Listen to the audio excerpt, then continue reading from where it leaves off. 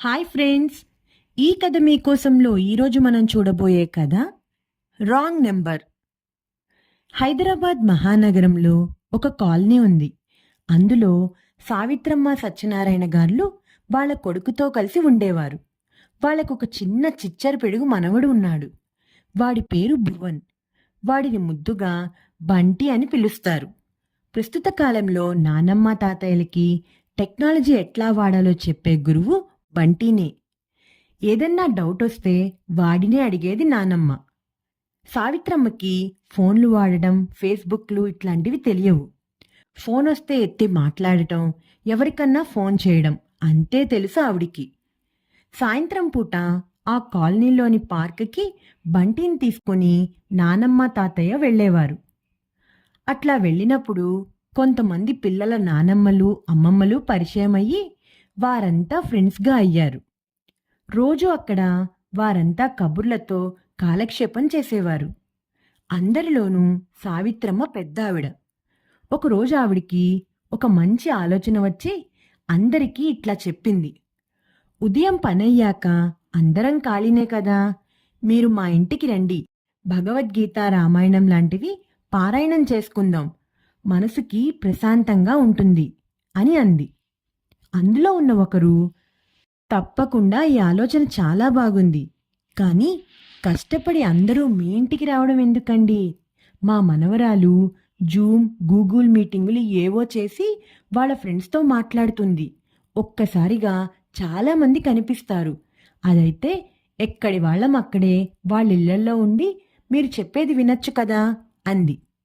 అందరూ ఇది బాగుంది, అలాగే చేద్దామన్నారు. అందులో ఒక ఆవిడ జానకి గారికి కొంచెం వీటి మీద పరిజ్ఞానం ఉండటంతో అందరి ఫోన్ నెంబర్లు తన ఫోన్లో ఫీడ్ చేసుకుంది. సావిత్రమ్మ గారికి తన ఫోన్ నెంబర్ గుర్తులేదు.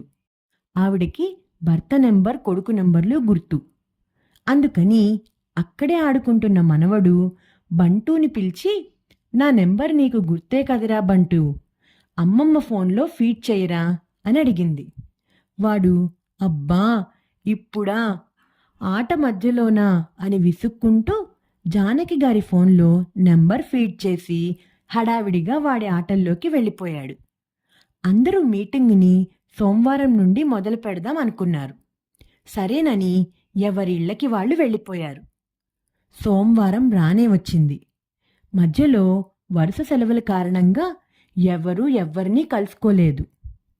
మీటింగ్ టైంకి అందరూ రెడీగా ఫోన్లు ముందు కూర్చున్నారు. ఒక్క సావిత్రమ్మ గారు మీటింగ్ జాయిన్ అవ్వలేదు. ఏమైందా అని ఆవిడ నెంబర్కి జానకమ్మ ఫోన్ చేశారు. ఎవ్వరూ ఫోన్ తీయలేదు.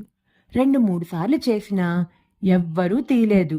సరే అనుకుని వాళ్ళంతా కాసేపు కబుర్లు చెప్పుకొని మీటింగ్ ముగించారు. మర్నాడు ఇదే తంతు. అందరూ ఆవిడికి ఒంట్లో బాగోలేదేమో, మెసేజ్లకి రిప్లై ఇవ్వటం లేదు అని అనుకున్నారు. ఒకసారి ఫోన్ చేసి చూద్దాం అనుకుని ముందు జానకమ్మ ఫోన్ చేశారు. తీయలేదు.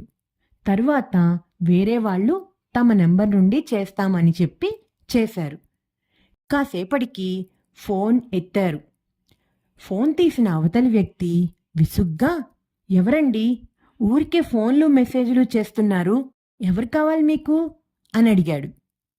పాపం ఇటు నుండి వీళ్ళు, సావిత్రమ్మ గారు ఉన్నారా, ఏమైంది ఆవిడికి, మీటింగుకి కనెక్ట్ అవ్వడం లేదు అని అన్నారు. అవతలి వ్యక్తి విసుగ్గా కోపంతో, స్వర్గానికి ఫోన్ చేయండి, అక్కడ కనెక్ట్ అవుతారేమో అని ఫోన్ పెట్టేశాడు. ఆ మాట విన్న వీళ్ళంతా ఒక్కసారిగా కంగు తిని, ఆవిడికి ఏమైందో ఏంటో, వాళ్ళబ్బాయి బాధలో అట్లా మాట్లాడుతున్నాడా ఏంటి అనుకుని అందరూ కాసేపు రకరకాలుగా ఆలోచించి మర్నాడు ఉదయం వాళ్ళింటికి వెళ్ళి విషయం తెలుసుకుందామనుకుని మీటింగ్ ఎండ్ చేసేశారు. మర్నాడు ఉదయం అందరూ కలిసి సావిత్రమ్మ గారింటికి వెళ్ళారు. అక్కడ వాళ్ళ కొడుకు, కోడలు, భర్త ఉన్నారు. ఆవిడ లేరు. వారిని చూస్తూ లోపలికి మౌనంగా వెళ్ళారందరూ.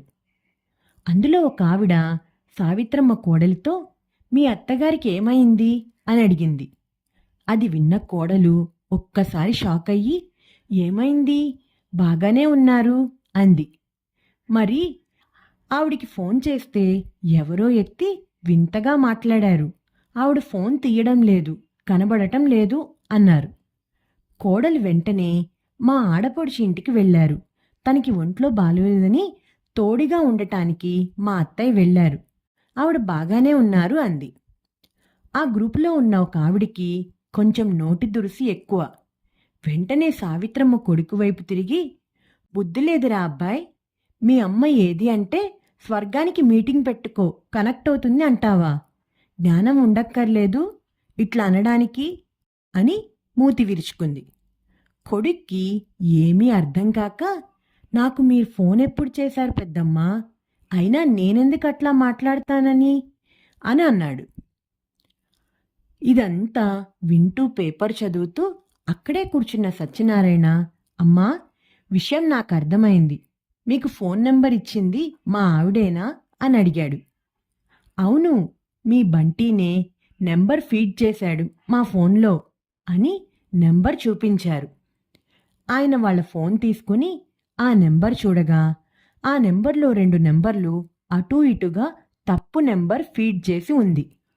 అందుకని అది వేరే వారికి వెళ్ళింది. వెంటనే సత్యనారాయణ నెంబర్ కరెక్ట్గా మార్చి, ఇది సావిత్రమ్మ నెంబరు, మీరు వేరే ఎవరికో చేసినట్లున్నారు, అది కారణం. అవతలి వ్యక్తి ఎవరో కోపంతో అట్లా మాట్లాడి ఉంటాడు అని చెప్పాడు.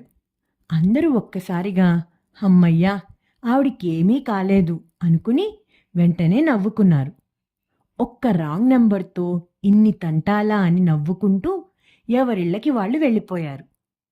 వారం తర్వాత సావిత్రమ్మ ఊరు నుండి వచ్చింది. జరిగిందంతా విని ఆవిడ నవ్వుకుంది. మొర్నాటి నుండి క్లాసులు మొదలుపెట్టింది. క్లాస్కి అందరూ జాయిన్ అయ్యారు. సావిత్రమ్మ క్లాస్ చెప్తున్నప్పుడు మాటల మధ్యలో స్వర్గం నుండి దేవతలు అనే మాట రాగానే అందరూ పక్కున నవ్వేశారు. వారందరికీ అప్పటి రాంగ్ కాల్ గుర్తుకు వచ్చింది. సావిత్రమ్మకి విషయం అర్థమయ్యి తను కూడా నవ్వుకుంది.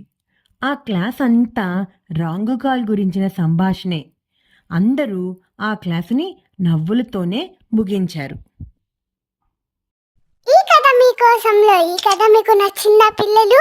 నచ్చినట్లయితే లైక్ చేయండి, షేర్ చేయండి, కామెంట్ చేయండి, ఇంకా సబ్స్క్రైబ్ కూడా చేసుకోండి. గంట కొట్టని వాళ్ళు కూడా గంట కూడా కొట్టండి.